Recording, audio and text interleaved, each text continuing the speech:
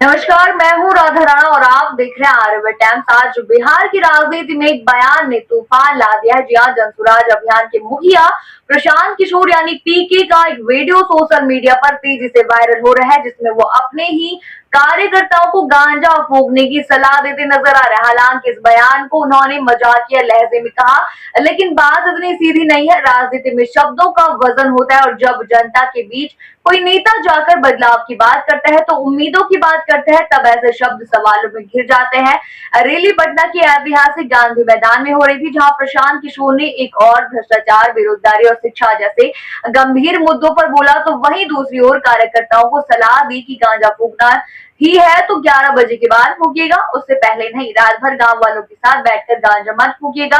प्रशांत किशोर ने यह भी कहा कि चाचा यानी मुख्यमंत्री नीतीश कुमार का राज है दारू बंद है, लेकिन इसका मतलब ये नहीं कि लिट्टी चौका के बाद गांजा सेशन शुरू कर दिया जाएगा। उनका ये मजाक अब राजनीतिक गलियारों में गंभीर बहस का मुद्दा बन चुका है। प्रशांत किशोर के इस बयान पर जहां एक तबका हंसी में उड़ा रहा है, वहीं विपक्षी दल और सोशल मीडिया यूजर्स इसे गैर जिम्मेदाराना और युवाओं को गलत संदेश देने वाला करार दे रहे हैं। पीके ने यह बात भले ही हल्के फुल्के मजाकिया अंदाज में कही हो, लेकिन इसे अब गंभीरता से लिया जा रहा है, क्योंकि यह बयान उनके जनसंपर्क अभियान के बीच आया है, जिसमें वो युवाओं को प्रेरित करने की बात करते हैं। जी हाँ, पीके ने रैली के दौरान कहा कि बिहार में अगले 6 महीनों में चुनाव हो सकते हैं और जनता बदलाव चाहती है। उन्होंने बीजेपी की विचारधारा को स्थिर बताया, लेकिन नीतीश कुमार को निशाने पर लेते हुए कहा कि उन्होंने मुस्लिम समुदाय के साथ धोखा किया है। लालू प्रसाद यादव और उनके परिवार पर भी पीके ने हमला बोलते हुए कहा कि अब बिहार की जनता उनके धोखेबाज रवैये को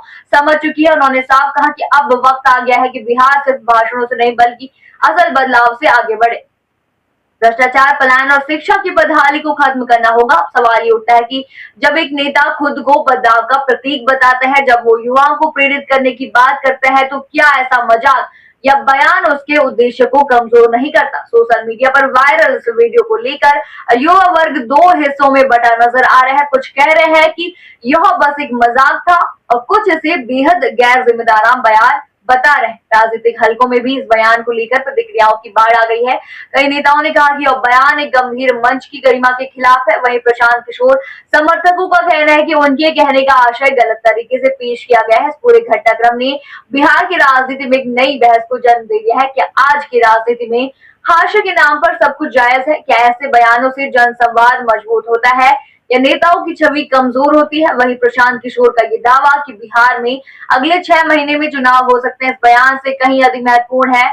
ये बात इसलिए भी अहम हो जाती है क्योंकि मौजूदा सरकार पहले ही अस्थिरता के आरोप झेल रही है। अगर सच में चुनाव जल्द होते हैं तो प्रशांत किशोर की ये रैलियां और उनके बयानों की अहमियत और बढ़ जाती है। प्रशांत किशोर ने अपनी रैली में कई बार दोहराया कि बिहार को अब नई दिशा की जरूरत है। उन्होंने कहा कि युवा वर्ग को आगे आना होगा, लेकिन ये युवा वर्ग ही है जो आज सोशल मीडिया पर उनके बयान को लेकर सबसे ज्यादा सवाल पूछ रहे। उन्होंने जिस तरह से नीतीश कुमार और लालू यादव पर निशाना साधा, उससे ये साफ है कि वह खुद को एक नए विकल्प के तौर पर पेश करना चाहते हैं, लेकिन विकल्प बनने के लिए केवल विचार नहीं, आचरण और शब्दों की भी परीक्षा होती।